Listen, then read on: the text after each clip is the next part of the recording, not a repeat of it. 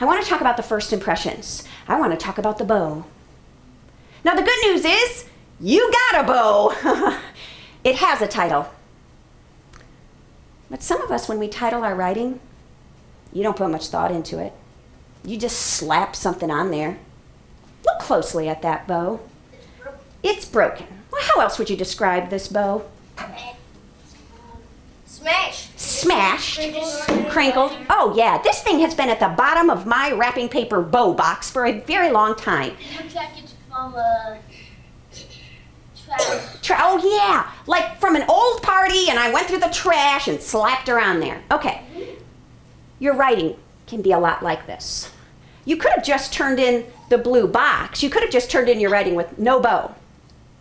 At least you put a title on your writing. At least you got a bow. But sometimes our titles are things like, my book report, my chapter summary. Or if the teacher says, write about a time you got hurt. Remember we did the bike wreck story? Write about a time you got hurt. You just write, a time I got hurt.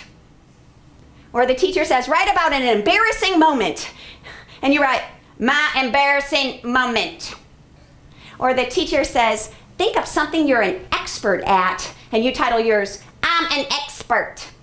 You know what? Those are all bows. You put a title on it, but nothing all that special. What if you got a birthday present that looked like this?